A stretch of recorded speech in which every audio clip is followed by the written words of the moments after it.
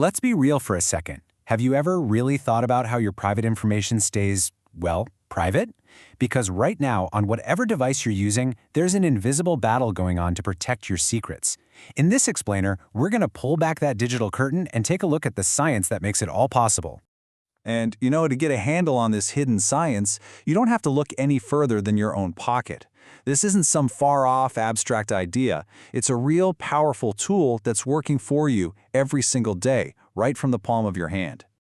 Just think about your day so far. Did you use an ATM? Yep, that's cryptography scrambling your PIN so nobody can just snatch it.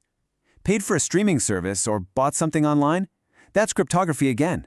Putting a shield around your credit card number as it flies across the internet. Even sending a simple text message. All these things rely on this invisible protector to work. Okay, so we do all this stuff every single day. But it begs the question, right? When you type in a password, or your bank details, or just send a private message, what's actually stopping the entire world from seeing it? How does your data get from point A to point B without someone in the middle grabbing it? Well, the answer is this incredible field that's kind of part math, part computer science, and honestly part pure art. It is the silent hero of our digital lives, and it's called cryptography.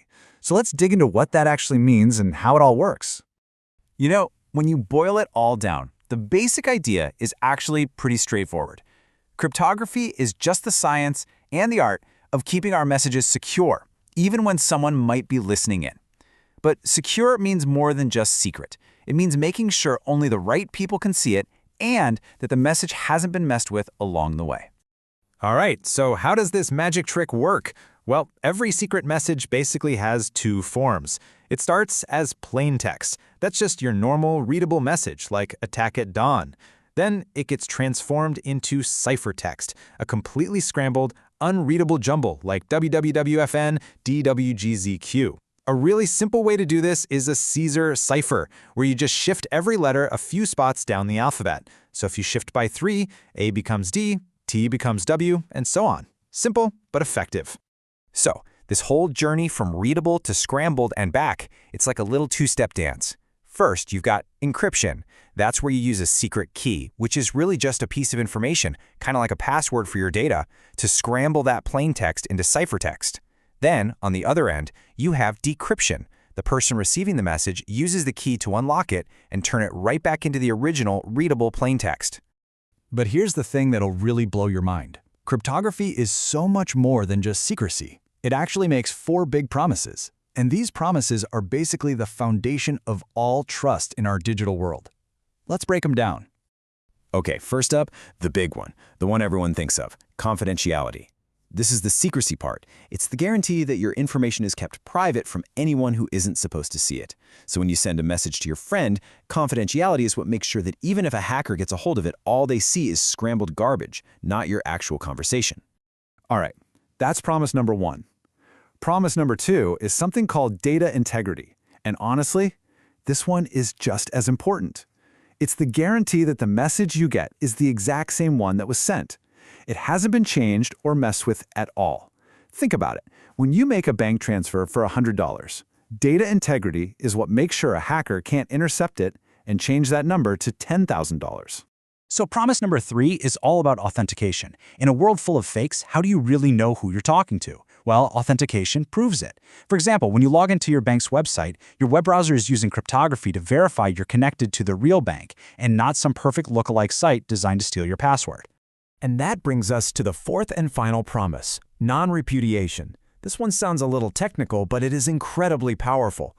It basically creates undeniable proof that a specific person sent a message, so they can't turn around later and deny it.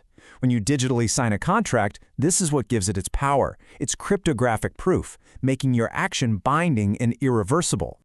So, all this talk about digital keys and authentication, it sounds super modern, right? Like something from the last few decades. But honestly, the need to send secret messages, that's as old as humanity.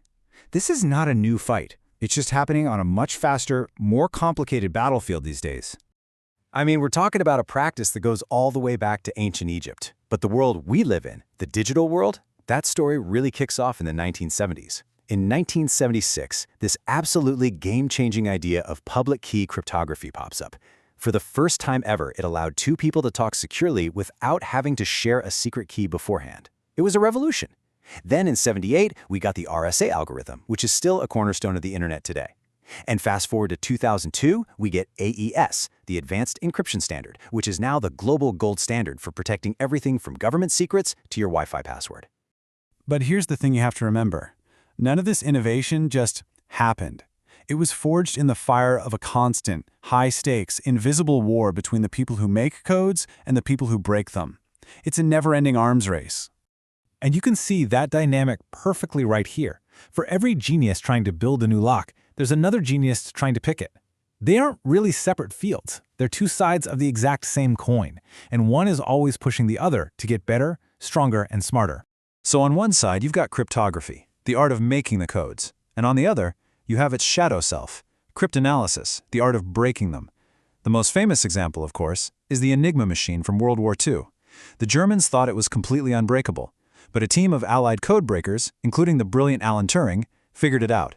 They broke the code, and in doing so, they changed the course of history. That's the power of this invisible battle. And that brings us right back to today, to this never-ending battle. As our computers get more and more powerful, the codes get more complex, but so do the methods for breaking them. So the question isn't just about how we stay secure today, but how we stay secure tomorrow. So let me leave you with this. In this endless, escalating race between the code makers and the code breakers, who do you think is winning?